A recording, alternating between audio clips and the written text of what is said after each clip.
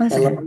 hello, and God bless you. This is MOngan, and I am here to start the podcast, Go Tell the World.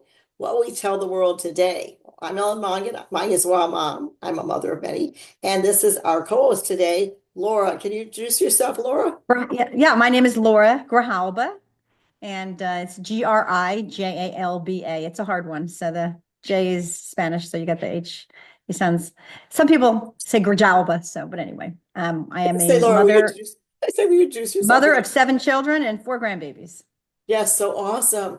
And that's what we're going to talk about today. We're going to talk a little bit about her mom and dad, and really her Yeah, mom's book, The Light of Love. We're both going to hold it up so y'all can see double. there we go. Light of Love. There we go. And we're going to talk about her main thing, Arlene's reason for writing the book. This is Laura's mother, and Laura's a Hmm. baby of five, right? The baby of five. Yeah. And his reason, main reason for writing the book is to help marriages and to help families that are strong. She was a product of a divorced family, and she's Italian, which I love the best about her. And she also had her own ministry, and it was in pro-life. But why did I start this podcast, Go Tell the World, was for this very reason, is that I was in the Adoration Chapel at St. Mary's. So you from Augusta know St. Mary's on the hill. And I happen to be the only one there, which is really not really happens very often. And I was in there and I sat to find out the Blessed Mother about my child who was going through a divorce. Sure.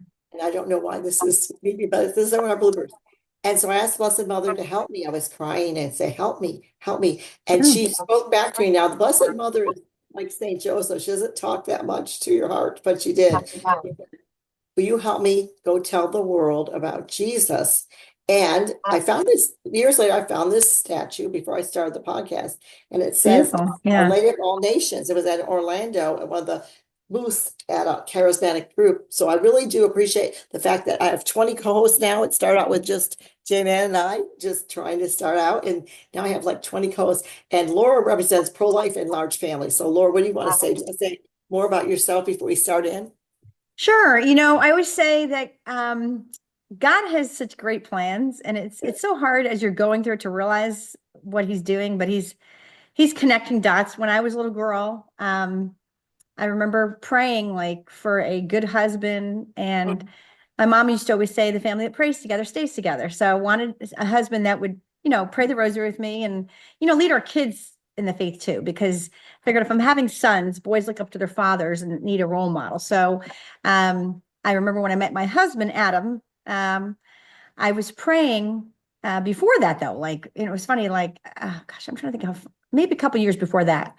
Um, and it was like this really clear dream that I would meet a military Hispanic man. And I was like, Huh. okay, I don't know either, but and it was, I was a freshman at Marymount College in Tarrytown, New York. And I went on a dance. We took a bus to West Point, and I was dating some guy. So just really was going because my girlfriend was going and my roommate. So, um, my husband asked me to dance, and I was like, sure, okay. Maybe he had a friend for for my roommate. So I was trying to get that avenue to maybe he would dance with my roommate too. And then it started like, huh, okay, he's Catholic, he's armed military, and then Hispanic, okay, and I was like, well, sometimes you're like, is this God working? And so we were friends, and then we started dating. I broke up with my boyfriend Joe, and we started dating, and we're now married almost 35 years, and moved all over the army, and just his mom and dad had so many same devotions, and they have a beautiful his father passed away before we met, but they have a beautiful at the end of their hall of a kneeler with all sorts of rosaries and prayers, and it was really like, oh, okay, this is cool. So, and he knew a lot about his faith, which was so nice. And so yeah, it's amazing how God puts things together. And I always said I wanted to have a large family, and so God provided, and it's just beautiful when you truly let go. And I That's right. think, we as a society like to be in control of every detail, and if we let go and really just trust God, because He knows what He's doing better than we do. I mean, we think we know better, but it's just beautiful to see the people He's intertwined me with, and I think I had that compassionate heart when he was in the army, helping young single moms or married moms who were basically single because their husbands were deployed and some of them were cheating on them. And, so it's hard, but I've always thought that like, let's help others because we've been blessed and pay it forward.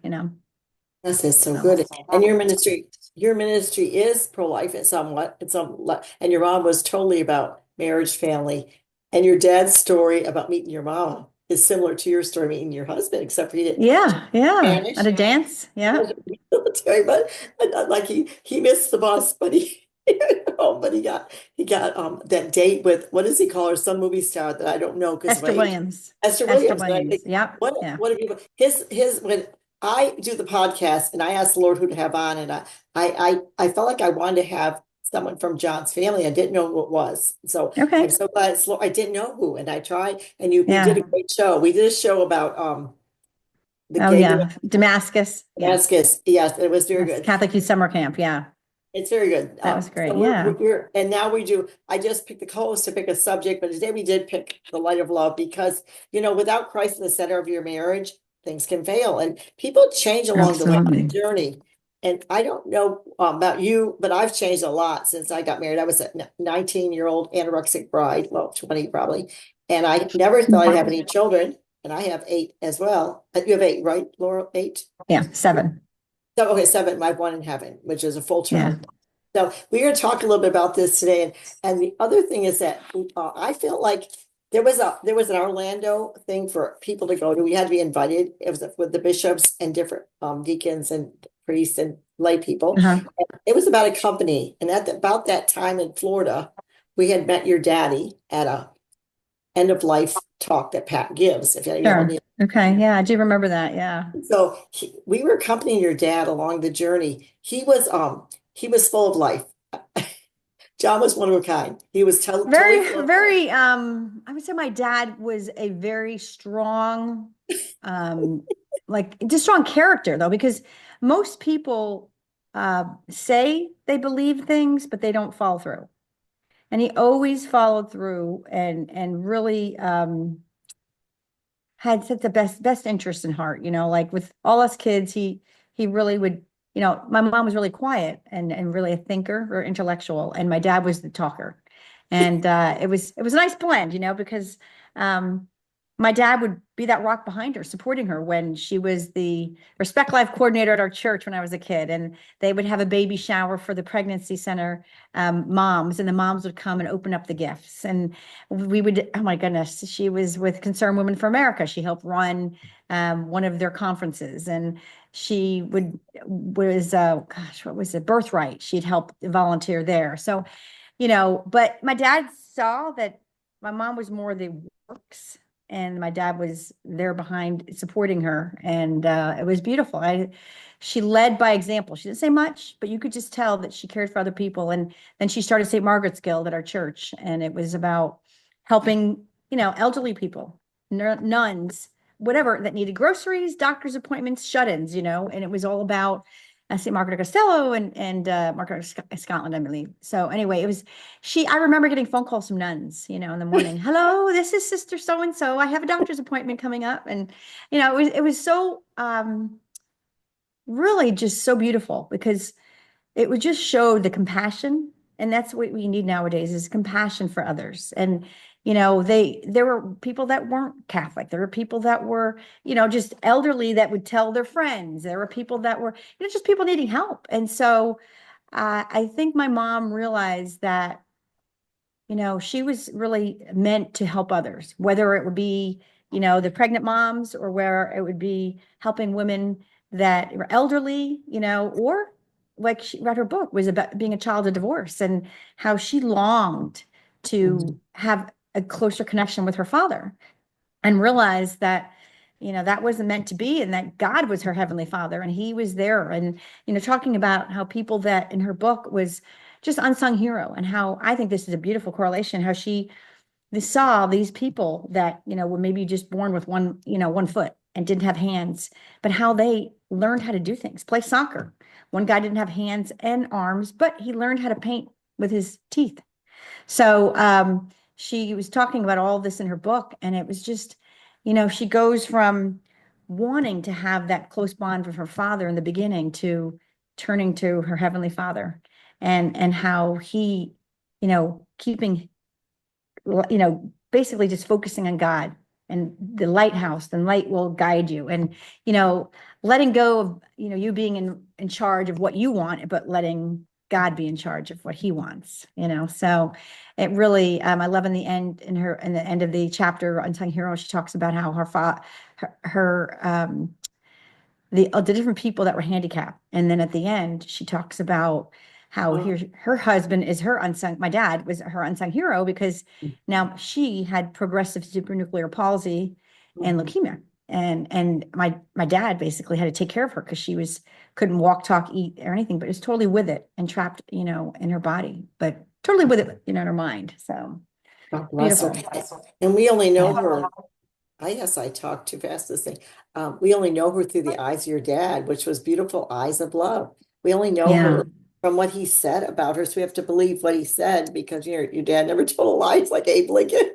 Even if you just say the truth, no Yeah. matter. He would say, he would, how do you say this? A lot of people, when their spouse or relative becomes ill or handicapped, they lose that joy and that love in their heart. And my dad never did. He would wake up in the morning and say, "Who is the most beautiful woman in the world?" Which was Look beautiful. at that smile. And my mom would smile, and light up. And that really, I think, kept her, like, her dignity. And how he would just say, "I'm so glad I married you." And he'd rub her head and kiss her on the forehead. And, Uh, "You're the most beautiful woman in the world, Arlene. I'm so lucky I married you." Like, it really was beautiful, to see that love. I mean, of course, they had their times when he would be frustrated, and there was times, it he was was from New York. overwhelming and exhausting, but he really was so sincere, and fighting for her life, and giving her the best quality of care. And it was such a good example for me and my brothers and sisters, and the grandkids, to see that what you do for your loved one, how you never give up and you work so hard for them. And it was, I tell you, it was probably the best example, I think, for our kids. So Pat and I started out saying, well, we're the, Pat's a deacon and I'm in the ministry. We're going to teach John something, but instead we're so Yeah. humble. John taught us so much. He would Oh call Pat, yeah.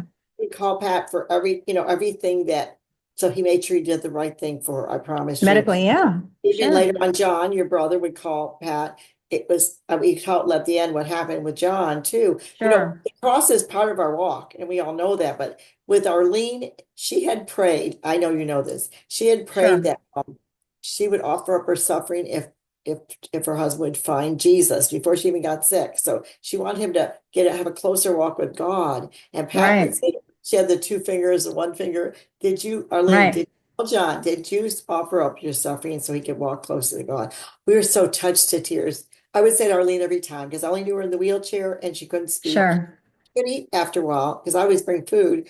And I said, Arlene, either we are going to be dancing in the living room with our husbands or we're going to dance on the streets of gold. But see, she knew Christ.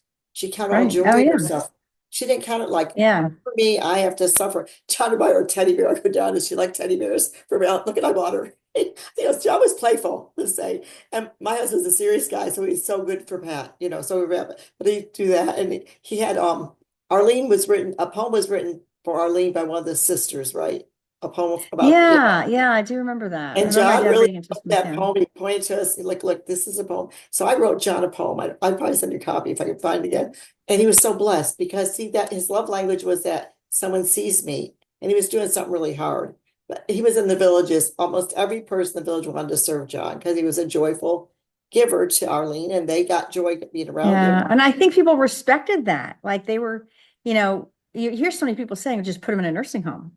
And he was I going know. against the tide, and taking care of my mom. And I actually do have your poem taped up to my bathroom Okay, door. okay, because he, Yeah. he loved that. He Yeah. goes, like, but do you think this too? It was unheard of in the villages to stay home with your wife and not play golf if Right. Oh I yeah. miss, I'm not missing Yeah. any. But at the main thing though, there were a lot of people they met that were very good about offering their time to come flip my mom in bed and to help relieve my dad if he needed to like take a shower. There were a lot of, there were a lot of people that were into golfing and whatever, but there were a lot that were really service oriented too. So I think that was perfect because and the warmer weather, so that was great. But my dad was always he always played tennis. I remember my brother Michael and my dad playing tennis in Cupsall Lake in Rainbow, New Jersey. And my mom was, she'd go to mass and she'd take me with her. And afterwards we'd meet friends and at the Skyline Luncheonette in Rainbow, New Jersey. And, my mom was always a intellectual. Like she just really wasn't into the sports. I mean, she supported him for doing that. But she was always a thinker. And I think a lot of it was because she was really the only child and didn't really have, her parents divorced, she was about 2 years old. So, I mean, or less than that. I'm trying to think she was, yeah, I think she was almost 2 years. It's kind of like, and back then, no one was divorced. So you just, you didn't never hear that. So she was always a thinker because the kids always said, my kids, like, I don't remember grandma talking much. I said, well, she didn't. She would write letters, Oh, and write cards. And I actually, I've everything that she's written, I've saved. I have a drawer of things, and oh, I'll read sometimes for the great. kids, so they know. Yeah, make a book sometime of her memoirs. Yeah. It'd be so good. I was gonna say is miracles happen from Arlene's life before she even died, and miracles happened after she died. And Okay. I remember meeting your daughter-in-law for the first time, Anne Marie. And John has Okay. a story. Do you want to tell the story about John and Anne Marie Mary? Not John, Ray and Anne Marie. Right. Right. Uh-huh. Do you remember the story about them meeting? You probably do. I know all the stories. Yeah, it was so because my mom was in a wheelchair and she couldn't go to church, Anne Marie's grandparents brought communion to them. And we were just, because my dad was discussing with pictures, and my dad said, "Oh, so like, what do your grandkids look like?" And all that. And so they Check it said, out. "Well, Jean Marie, actually, Anne Marie's mom was coming to visit them, and so it was we're coming to visit them in the villages." And she said, "Oh, he goes, let me see what your kids look like," and he said, "Oh, okay." He says, "Yeah, that she's pretty and blonde, and I have a grandson." Around the same age, and so, just kind of, orchestrating as grandfathers do, and, oh, we good Catholic family, so, and my dad loved talking, loved talking to people and just getting to know them. And it's funny because his father was so quiet from Ireland Okay. pop and never really didn't talk much, but he told a lot of jokes, sometimes dirty jokes, but he told some jokes, so but my dad was really a man of character. Like he really I used to help run a pregnancy center with my friend Anna. We were back in Cincinnati, and my dad was like, "Oh, we got to sponsor a hole," and my brother sponsored a hole and for the golf Ah, outing, and they just um, not phony at all. There's a lot of people out there that maybe are like more fake and like my dad was always very down to earth and always had um, his love for his wife, for my mom. So,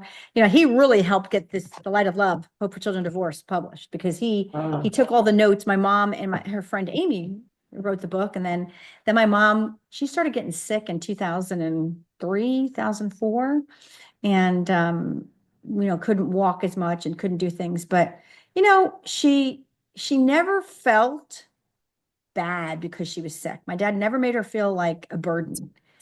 And he truly like, she'd get manicures and they, get the hair done and, always kept her quality of life. And I remember doctors saying, your father, the way he took care of his wife is an example for so many men and to see in the villages. It was, you always hear the woman taking care of the guy, but he was a rarity. And my mom would just smile, like just a big smile. And, I just remember like, so my mom was, really, I think growing up as an only child was really introverted because she didn't have brothers and sisters. She had half brothers and sisters. So, but living in Walla Walla, Washington when she was a kid and then moved back to New York when they got divorced, her mom and dad.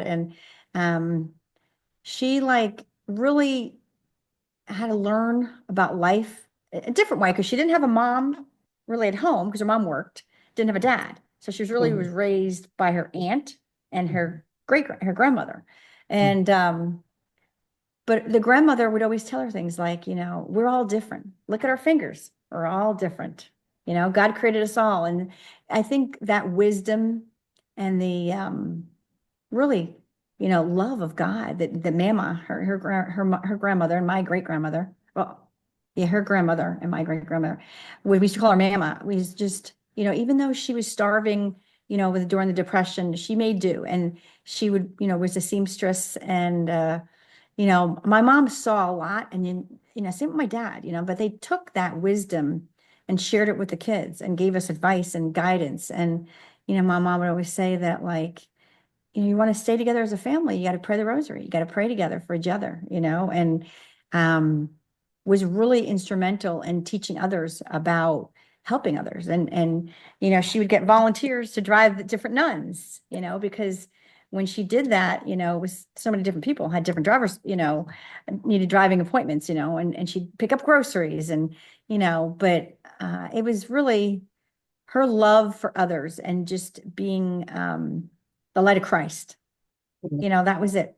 I So love that. I keep calling the book. I want you to buy the book. It's at yeah, Amazon. Is that right, Laura? It's at yeah, Amazon. uh-huh, Go buy it. It's going to be a treasure. It's not a treasure already. It's going to be a treasure here to come because we need strong marriages, good examples. It's the Feast of Saint Joseph. So every time you say it, yeah, yeah, we're pointing to that Feast of Saint Joseph, and he was a right, gentle spirit too. And I was going to say, your mom was a light of love to your dad, and then your dad right, became a light of love back to her. And the sure, mom she was an old-fashioned gal. She served the family. She did have outside ministries, but she served the family. And then hmm, in return, John was busy with his work and he did a lot of right, activity. And then he turned around and be transformed and served her in such a good way. It was such a witness. To be honest, in the village, it wasn't only a witness to us, it was totally a witness to them, as you said, because they would absolutely, all the woman would want to serve. They want to know what kind of guy is this that takes care of their wife. Well, guys, it's time to step up. And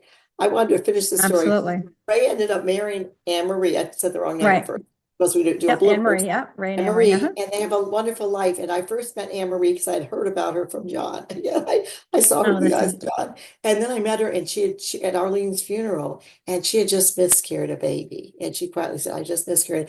I said, "I'm going to pray with you right now." And she ended up having, I know it was because Arlene, she ended up having twins, and then now yep, another baby girl next, right? Twin yeah, boys. Maria. And they were blessed by the Pope, right? I'm trying to get the story straight. Yes, yeah, you're right.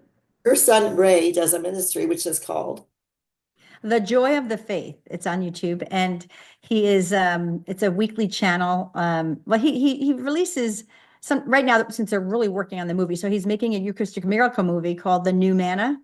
And basically it's, to help people come closer to Jesus. And a lot of people may have been baptized as a child as Catholic, but not really know why they're Catholic. And so that's what his videos are about. But he's working with Carlo Acutis's mom, Antonia Acutis, because Carlo started the Eucharistic Miracles and put it on the computer. But it's amazing how they reached out to each other. Ray has the Joy of the Faith on YouTube, and the somehow I don't know how they reached out to her or she reached out to him, but she's so happy that Ray has taken the work that Carlos started and then continued on. And so, like the Miracle of Tixo Mexico or Lanciano, and she's been very instrumental in helping the movie be a success. And when they went to film in Italy, she went ahead and got the permissions for him to film at this certain church. And um,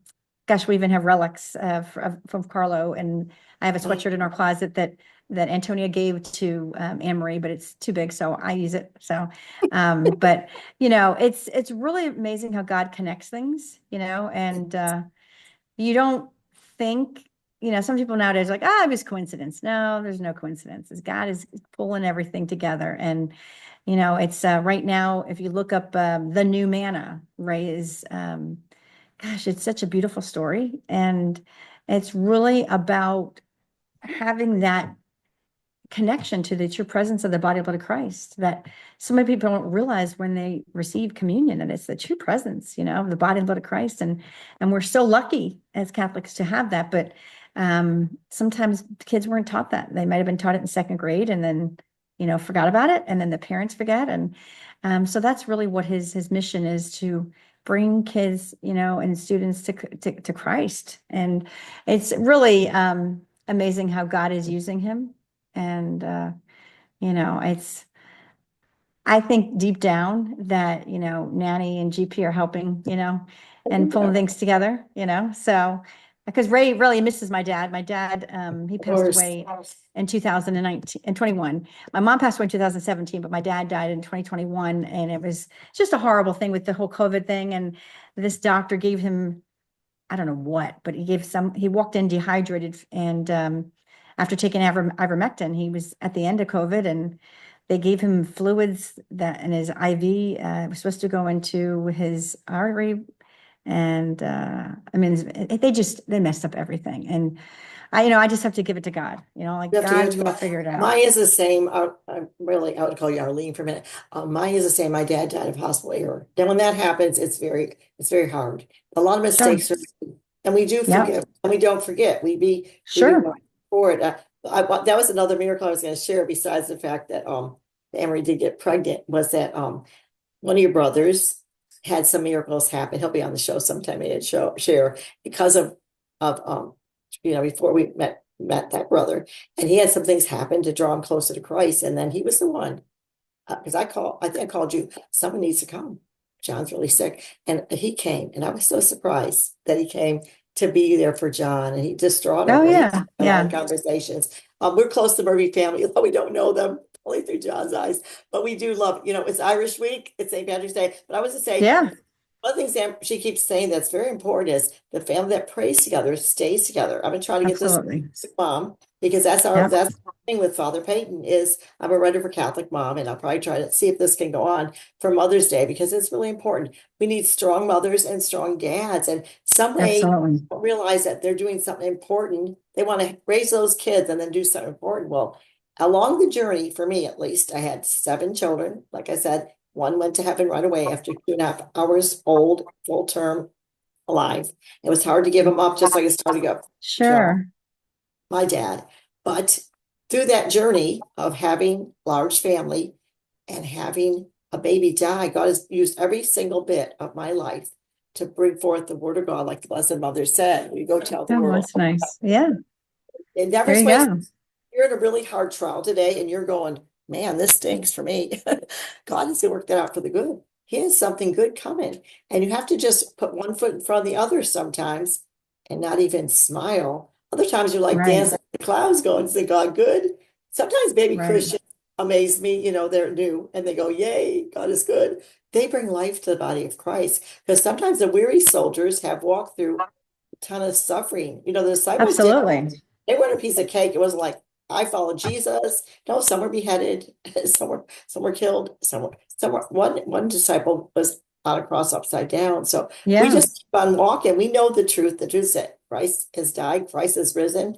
He'll come again. Are you ready? Are you ready? So I was going to bring it around more to the book. I just think we shared a lot of things, but I did want to share that the miracles. I feel like Arlene has done miracles. We pray to Saint Arlene and Saint John, Penna. We do. Ah, We have a list of people, well, Gary Garner too, of course, but we know certain people, when you give it all, like she said, you surrender all and you yes. let go of other, and you do what he's calling you to do instead of what you want to do, you'll find that he's calling you to do the thing that best fits your gifts, your talents, your personality, and you'll be more alive in Christ than before, even though, like, sometimes you struggle with that. We say, I think I want to do this ministry, Lord, and then it will fail or it'll be pulled away and you go, okay, what happened? That wasn't really what Yeah. I so Yeah. so God is guiding you to what he wants you to do. And sometimes it's not, it's not in your timing, it's his timing. And so it's so hard to figure out, like, what is he trying to tell me? And so you know, as a mom, I had so many people say such negative things about, oh my gosh, you have 7 children. What's wrong with you? Like, don't you know what causes that? And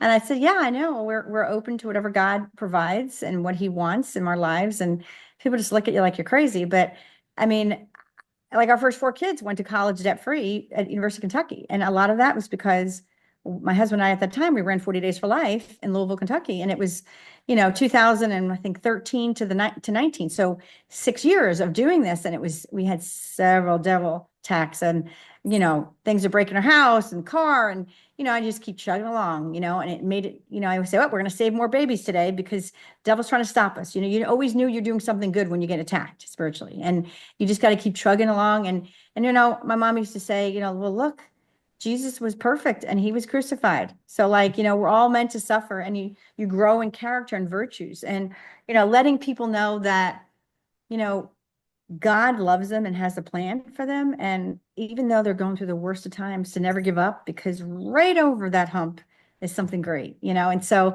I remember one of the moms that I helped choose life at the abortion clinic.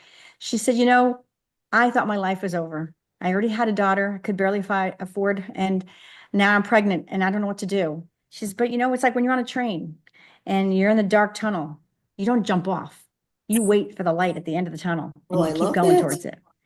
Yeah. See, now maybe she Yeah, it was will. beautiful. And her son I think is in second grade this year, first or second grade. And it's beautiful. We have the same birthday. And I think my mom teaching me to have compassion for others helped me to open the doors of my life and my heart to our family. I don't know how many moms that came to our house and we'd babysit their kids so they could go do on a date, or they could, just Yes, opening and not making them feel like they're strangers, but they're part of our family. So that's right. it's And what do you, really, I think when people say choose life, you have to think about walking with them.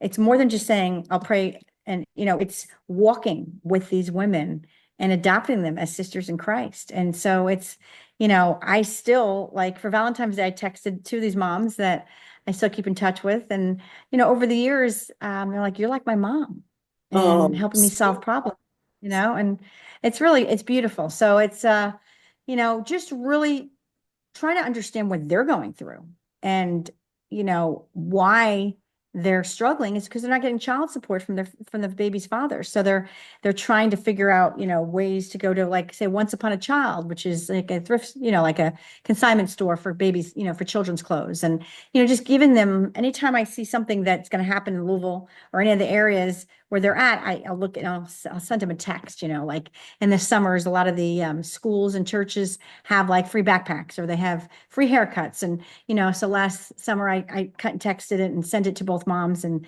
these are things you can do with your kids that are free. And they can get free food or clothes, or just, different things to get ready for school, back to school. that's so good. I was going to ask her, So, what examples of her parents did she implement in her own life? And she kind of answered it, but there may be more. Think about that one. I'm saying this because I think that your parents raised you, and maybe you think they did a bad job or a good job. And then you realize that you become your parents in the ways, hopefully, that are family that were good. So what do you yeah. think? Well, my mom felt, I think, because she was so quiet, that she wasn't as good of a mother. And like Adam's mom, my husband's mom, would always send like packages and, outfits for the kids. And, my mom just said, I don't know if I was a good mother for my kids. And I said, no, you were, Mom. You were the mother that God chose for me. So never feel that way. It's that, she thought differently. My mom would always like write down how much she spent on each kid's gift, and she would, she would read stories to the kids. We actually, I Right? just, this Christmas, I went ahead and put together the video footage from over the years, from 92 Uh, to what a great gift. 12, and I got it on the little sticks, for each kid. So they were able to hear my mom, reading or Oh, talking, and it was good because they didn't know. And they always heard my dad talking, but I never heard my mom. My mom was always quiet, and she would listen to my dad talk, and then she would think about what she really wants to say, and very, very few words, but she got her point in. When she spoke and when she was mad, my dad backed down. Let Arlene be in charge. And when she was hungry, you better feed her because she was ravenous. So, but she, in her book, The Light of Love, Hope for Children of Divorce, she talks about how, when she was in a dance recital, she'd look out in the audience and her father wasn't there. wow. And that was hard. There's no one that she knew in her 40s were divorced. And so, but she said society was still stable. So that helped her grow into a good person. And her aunt and her grandmother helped really guide her as a person. And she, her grandmother, Mama, would really teach her about really trusting and loving God, and God will provide. And that really was really her backbone and through everything that she went through. And she, they had 5 kids in 7 years, and she was just, as an only child, was really overwhelmed by it. But she said, just put one foot in front of the other and you keep going. And you offer it up and you keep trying to be the best mom. And, she was she tried to make us Christmas outfits, or she'd make us like, Easter dresses, or she made like Raggedy Ann birthday cake for me. And she would Oh, make a roller skating birthday cake, and, she did a lot of good stuff. She was more actions, and she tried, and then she was going to get her master's degree because she really had that heart of wanting to help others. mhm, So when I was a kid, she was doing the like special ed. And then after that, then she started writing her book, The Light of Love, Hope for Children Divorce. And it was just trying to sympathize with children that have been victims of divorce, and how sometimes they don't realize how the divorce has affected them, but they feel like there's something they did wrong. And my mom, goes through like, was it, what was it? But, then she goes through the book, it talks about, her father got married and divorced several times. So she had, a brother and a sister, half brother and half sister. And just talking about how God kept her focused, and by keeping your eyes on Christ, kept her going, and never to give up. And no matter what you're going through. She talks about an alcoholic, and she talks about how through the AA program, you know, they turned their lives in Christ to Christ, and they were healed and became successful people, So it's really like, I think her book is really about anyone who's gone through anything hard, whether it's divorce, or if you've been an alcoholic, or you have a handicap, to really just put Christ first, and that he's your guiding light. And that's why she did Lighthouse, because it's really bringing the light of Christ to others. And that is really her example of how she lived her life was that, and my dad supported that, and really was so proud of her, and saw the people that she helped, and the fruit of how many different babies and moms that she helped from the different pregnant centers, and working at Birthright and volunteering with her friend Michelle Bonnie. And it was really beautiful. So, I just remember I was the youngest of 5. So just seeing my mom, what she would do. And, never did I feel like, and back then we weren't spoiled. We didn't have much, but we were fine with it because, we didn't have phones. We didn't have, everything was everyone's the very same. basic. That's right. Kids are nowadays given too much, but not enough quality time with their family. So That's you need more that's right. quality time with your mom. And so but in her book, I think she does such a great job of saying, don't worry, just give your life to God, and he will guide you, through the hard times, and you will grow from it. And God has great plans. He's preparing you for your next phase of, your next chapter in life. I So, Important. And that to moms out there are listening, I want, like I said, I was going to try to run this again at Mother's Day, try to get on Catholic moms some way. oh, And great. because I love Catholic moms. I write for them and I've been with them forever, but they put different moms write about different things. And so Oh, that's nice. we have no hand, Jesus has no hands but ours. Y'all have heard this before, no feet but ours. But Sure. how can we be the feet and hands of Christ to where, because there's so many ministries to do and there's so many things. Sure. And how do you center on what God's called you to do? And so every woman has a ministry if she Sure. sees that. And so I'm thinking, let down, I want to end with this, look behind you, that she has our favorite scripture behind her, love is patient and Yeah. kind. And we were discussing before the show that Yeah. we every day, if we, I mean, I do at least, we could sit in my bathroom, and we think that, how do we do what God's supposed to do? We read that every day and begin to implement that in our life. Love is patient. Oh, wow. I just lost my temper with the car in front of me. As moms, we have lots of work to do. We have to grow in virtue and then pass it down to our children. And so I think you were a great guest. I loved having you on. Oh, well, thanks. Co-host, my host, My kids always laugh because they're like, you let everybody in front of you. I said, you know what? I'm not in a rush. And I like, do. you don't know what somebody else is going through. I There's love that. a lot of people that may not have a mom or dad around still. They, maybe they just got a diagnosis of cancer.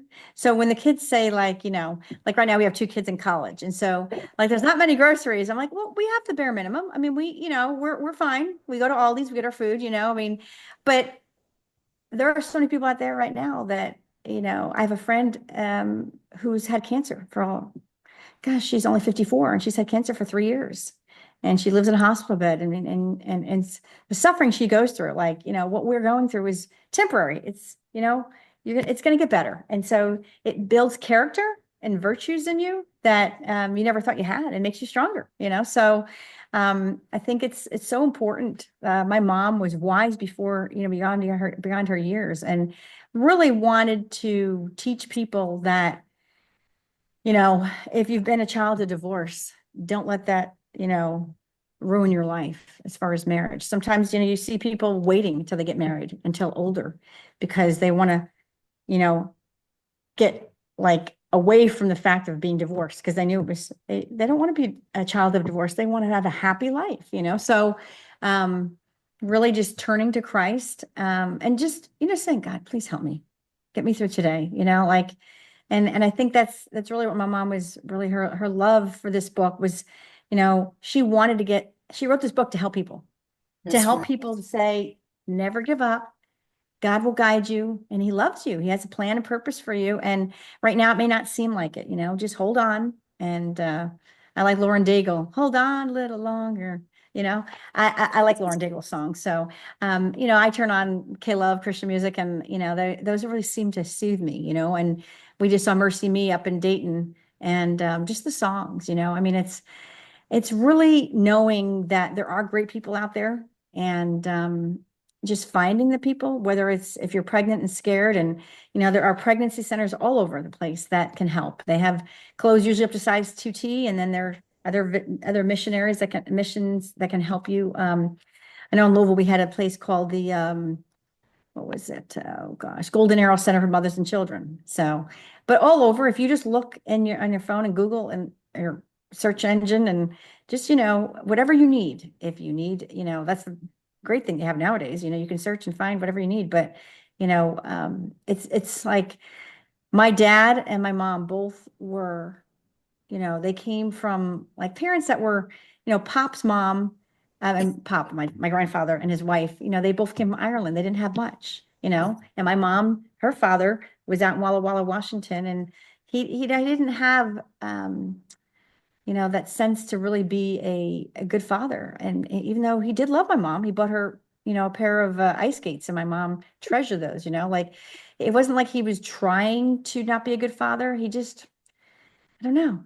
It's interesting. He had parents that spoiled him, and he just never knew how to sacrifice and really like follow through with anything. I mean, he got married, divorced, and so it's really a shame. But my mom was able to turn that around and break the cycle of divorce, and really just what can I do? God help me, show me what I need to do next. And so if you're going through a lot right now, there's so many people that are hurting with the different situations, divorce or hurricanes or tornadoes, and just, never give up. God has a plan, and just he has beautiful, things ahead. It's just got to keep holding on, and that's the one mom, Regina back in Louisville, is trying to save up money for a house, and her whole family turned against her because she chose life.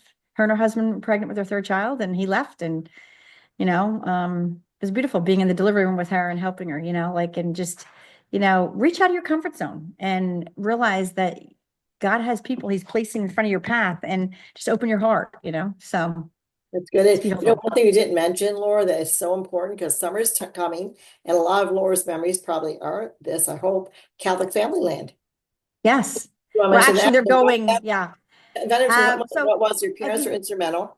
Your mom wrote yeah, all the devotion, all the saints or all the devotion. Mention that real quick. yeah. Overtime. Overtime, this is so important because maybe you're looking for somewhere to go in the summertime. So if you look at the Apostles of Family Consecration or Catholic Family Land, um, Jerry and Gwen Conacher started this. They had, I believe, 13 children. And it was kind of, they sold their computer business and they went to Pope John Paul II and said, what do we do with this?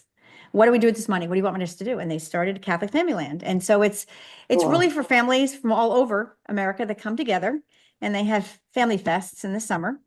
And actually our daughter and then Ray and Amory are taking Christina the first weekend, and the first week or the second week of June. It's like Father's Day, the Friday after. And it's just a beautiful family oriented place where you can rent a tent, or you can bring an RV, or you can get a cabin. I don't know what now. I mean, they fill it pretty fast, but Catholic Family Land is a great place to just, be in an area where your kids can go to confession, they can swim, they have little like groups like Saints Under Construction for the little kids, or different groups, and the kids get to know other kids that have the same faith. And really, it's a beautiful place. So if you ever, if you're not doing anything this summer, or check it out for next year. They also have Totus Tuus Fests. The fall, they have retreats for women, for men. They really do a great job of just bringing the joy of the faith, But and really, what did your yeah. parents do for that?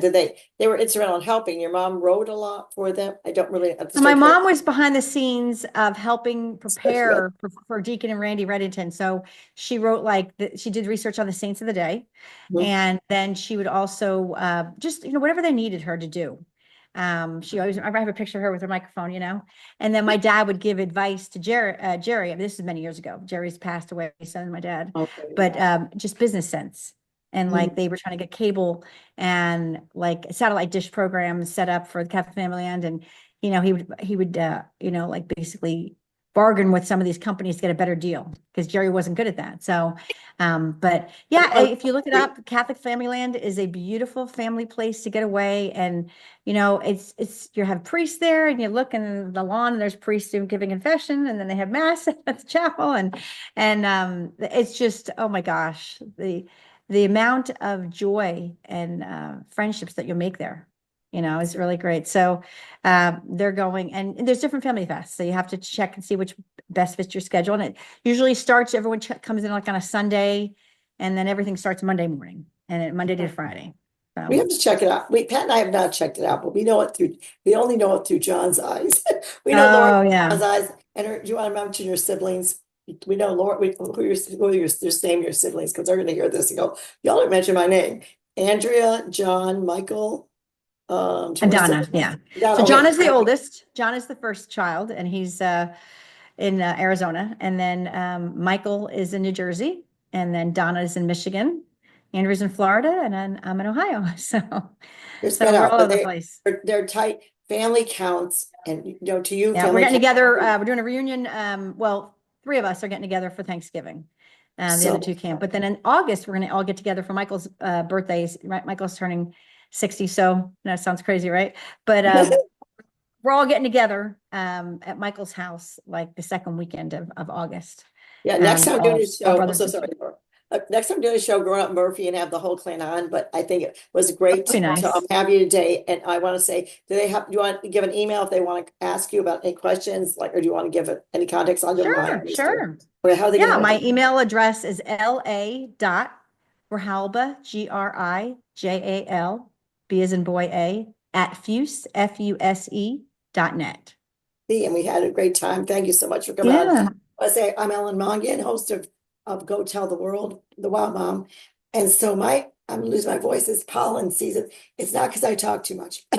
So on at yahoo.com.